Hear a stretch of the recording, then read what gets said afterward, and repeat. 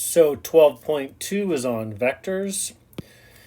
You may have seen vectors before in physics. If you ever did any physics, you would have done vectors, possibly trig. But we'll kind of start from the beginning, and chapter 12 is all on the concepts of vectors. We're not going to see really any calculus, and then start throwing in more of the calc concepts in chapter 13. So for a vector, basically it's like an arrow. Like if you start here and you want to go a certain direction to maybe here, like that, and call that point A to this point B.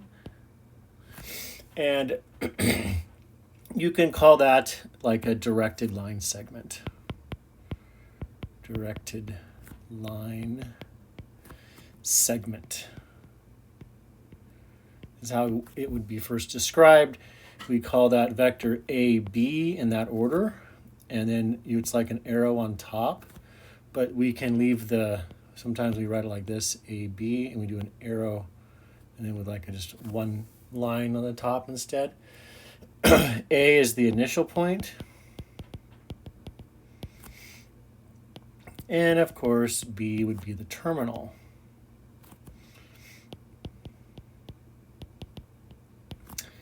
It's the terminal point. Okay. So then we could talk about, let's do another one. So let's do one like this. Suppose we started here at C and you went this way. Okay, then that would be a vector from, say, C to D. And so if you went that direction, we would say CD, and then you put the little arrow on top like that. That's how you describe that vector. What we'll be using this for, well, a lot of things, but suppose you had some function that goes like this. This is kind of jumping ahead a little bit. We'll call that function, it'll be what's called a vector valued function, R of t, and then we can look at these vectors that come off or are represented by, this is, again, jumping ahead. That's a velocity vector, v. It ends up being the derivative of this r. So r prime is v. And then you take the r double prime, you end up getting acceleration vector, which would be looking like this.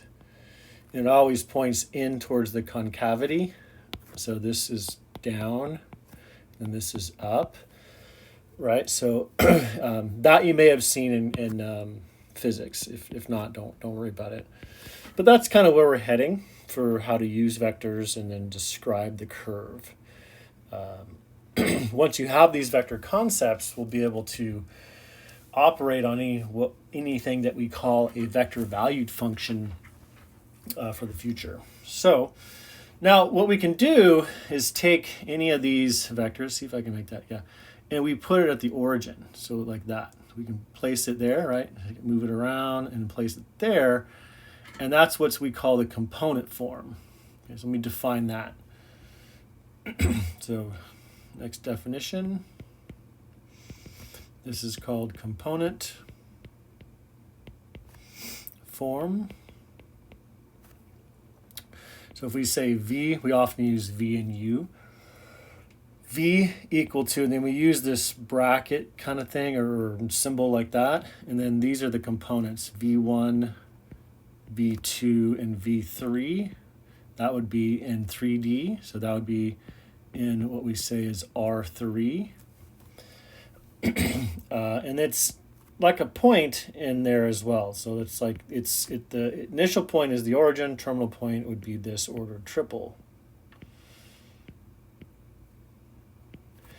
V1, V2, V3. And so on a coordinate system, then, and I'll just make this in 2D, it's really the same thing in 3D. It's just easier to write in 2D when it doesn't really matter.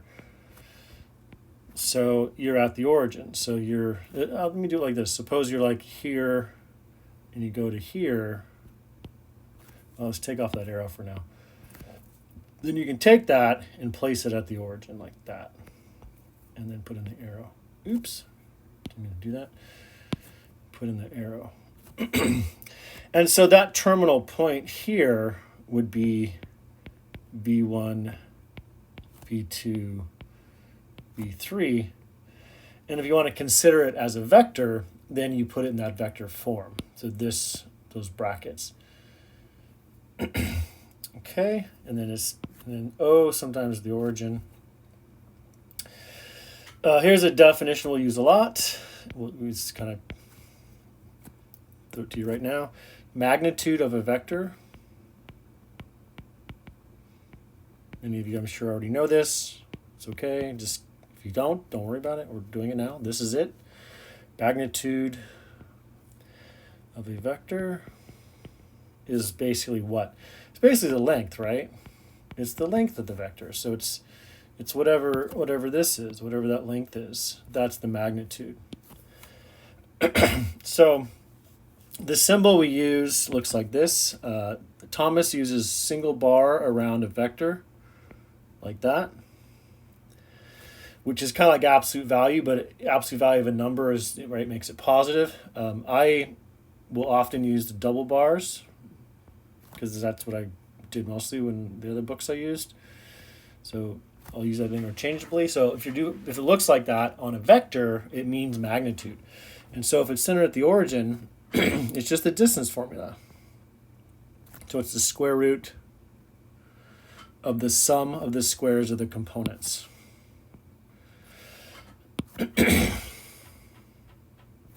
So it would just be v1 squared plus v2 squared plus v3 squared. Okay.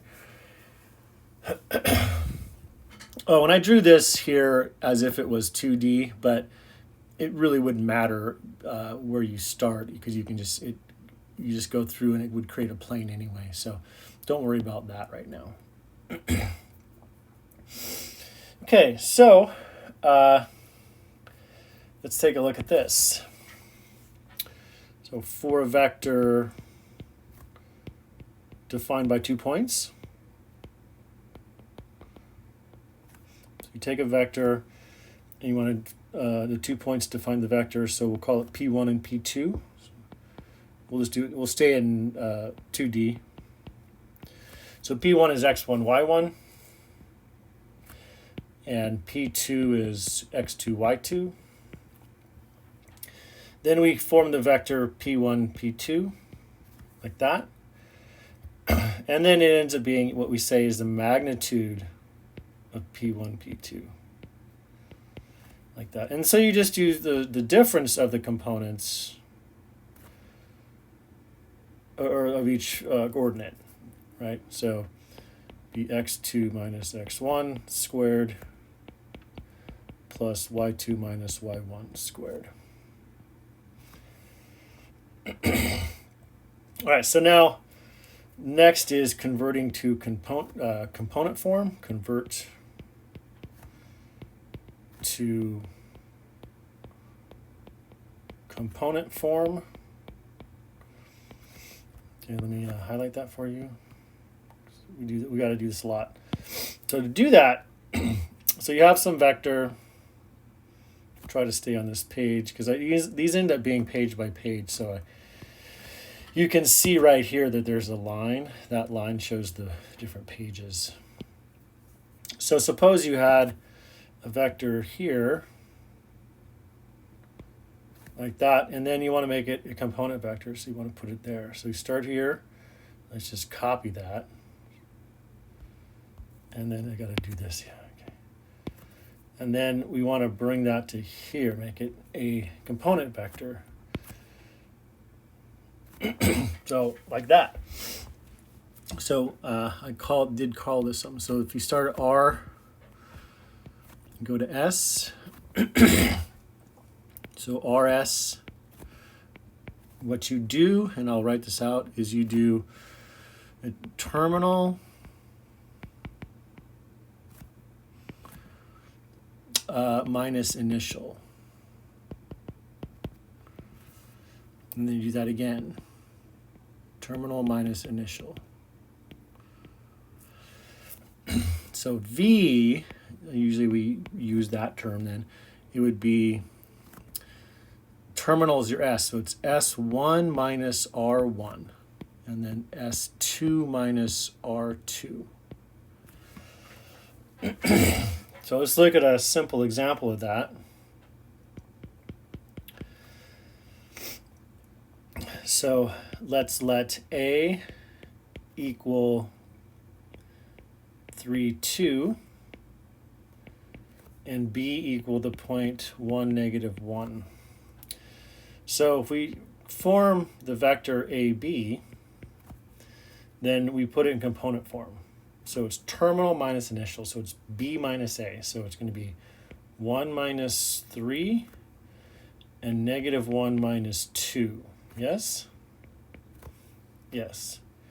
Simplify that and you get negative 2, negative 3. So let's look and see what that would look like. So if we draw on our vectors, label x, y, and A is 3, 2, so 1, 2, 3, up 1, 2. And B is 1, negative 1. Let's zoom in a little bit. All right, so we're looking at this vector like this. It was it AB or AB. Yeah, AB, like that. So here's my A, here's my B. So what we basically are doing is moving it to here and see what that is. Matches exactly, right? Negative 2, negative 3, negative 1, oops. Negative 1, negative 2, negative 1, 2, 3, and it hits exactly where we thought it would. Okay, so that's where basically we don't care kind of right away where the vector is. We can move it around to put it at the origin to describe the vectors. Okay, a few more things here, and then I'll probably stop this video. Okay, so another definition, zero vector. So when I say zero vector, that isn't the number 0. That is the vector 0, 0, 0, which is in the quantity, the type of quantity is in R3. Okay, so that's a vector quantity. It's not 0, which is in R. So we're going to start distinguishing between a scalar quantity and a vector quantity.